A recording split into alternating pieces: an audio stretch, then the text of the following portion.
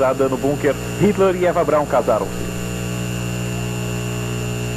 Mas para o Marechal Zhukov aquilo não tinha importância. Stalin pedira-lhe que capturasse Hitler vivo.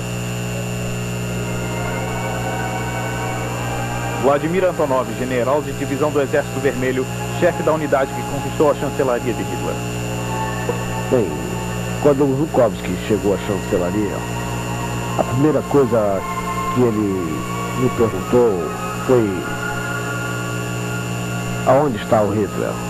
Eu disse: camarada Marechal Goebbels, ali está o general Hans Zeth e um comandante da SS. Foram presos, mas não sei nada sobre Hitler.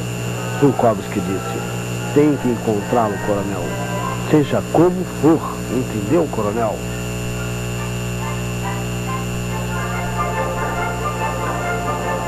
Até então, Hitler tinha conseguido iludir os soviéticos.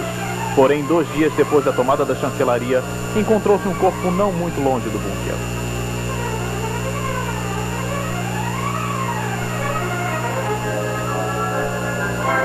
Mikhail Khrushchevsky fotografou o cadáver. Fomos encarregados de ir à chancelaria para filmar Hitler morto. Quando fomos para lá, sabíamos que tinham encontrado o cadáver de Hitler. Mas nós nunca tínhamos visto Hitler pessoalmente, até aquele momento. Mas a partir de fotos e filmes que nos haviam mostrado, achamos que o cadáver era parecido definitivamente com o Hitler. Só que os alemães que foram identificá-lo não estavam certos. Uns diziam que era Hitler e outros diziam que não era Hitler. Então o coronel pegou uma folha de papel, fez um risco vertical no centro e começou tudo de novo. Quem havia conhecido Hitler foram convidados, um por um, a ver novamente o cadáver. Então, eles teriam que marcar na coluna Hitler ou não Hitler, assim eles eram responsáveis. A maioria declarou que não era Hitler, mas alguns diziam que era Hitler.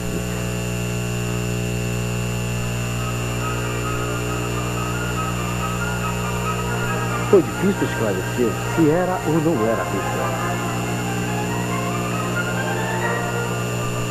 Depois chegou um patologista e pediu uma foto ou uma pintura que mostrasse o perfil de Hitler. Ele queria fazer avaliação de alguns detalhes da orelha. Comparou as orelhas da foto com as orelhas do cadáver. As orelhas são tão únicas quanto as impressões digitais. A partir desse exame, concluiu-se que aquele corpo não era de Hitler. Isso foi exposto aos militares, que chegaram à conclusão de que não era de Hitler aquele corpo, mas sim de mais um dublê do Hitler. A inteligência soviética sabia da existência de dublês de Hitler. Quando falam em dublês, sabe-se que é um número muito limitado. Não sei o número ao certo, mas haviam poucos. Evidentemente que era um segredo de Estado e que poucas pessoas, poucas mesmo, sabiam disso. Tanto que os dublês apareciam em diversos lugares ao mesmo tempo.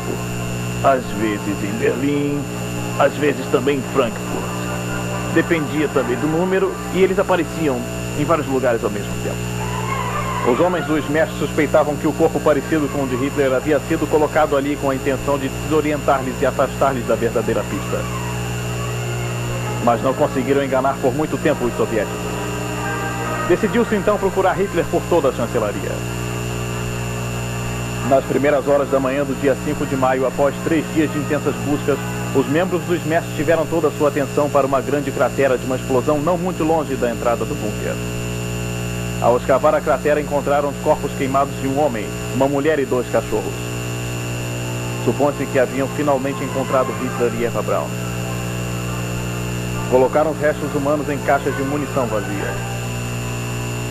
Esta é a caixa com supostos restos de Hitler.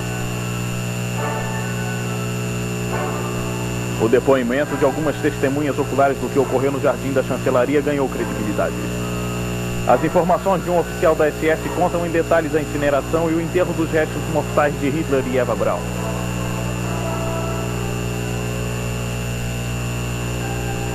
Na fotografia, ele marcou com 1x o lugar onde os corpos foram incinerados. Com 2x, onde seria o lugar do enterro. E com 3x, a saída de emergência do bunker. Tudo batia com as evidências, mas não era uma prova conclusiva.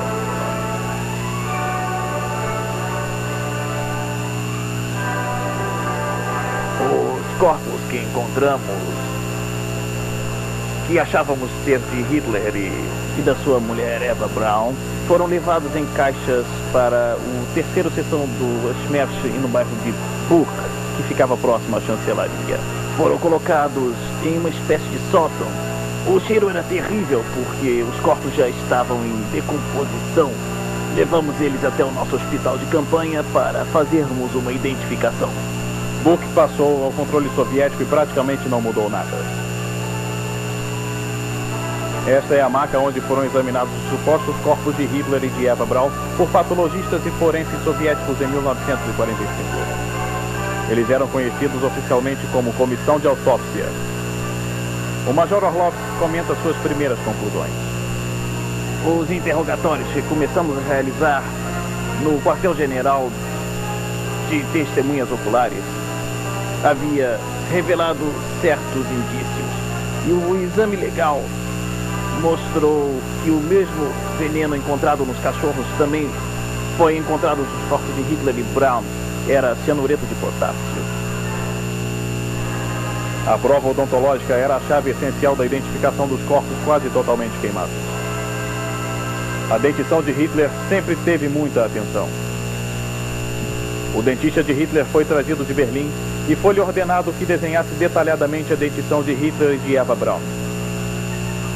Seus desenhos coincidiram quase totalmente com os dentes dos cadáveres, constituindo para a comissão de autópsia a prova mais conclusiva de que se tratava dos corpos de Hitler e de Eva Braun. Este é um informe oficial dos arquivos soviéticos sobre Hitler.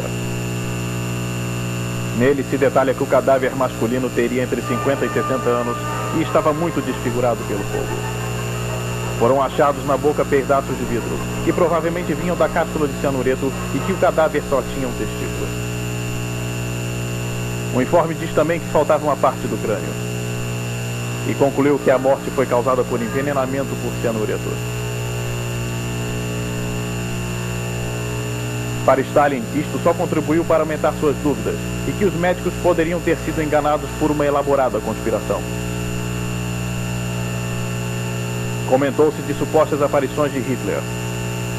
E na conferência de Potsdam em 1945, Stalin acusou os aliados de terem ajudado a Hitler fugir para a zona de ocupação britânica.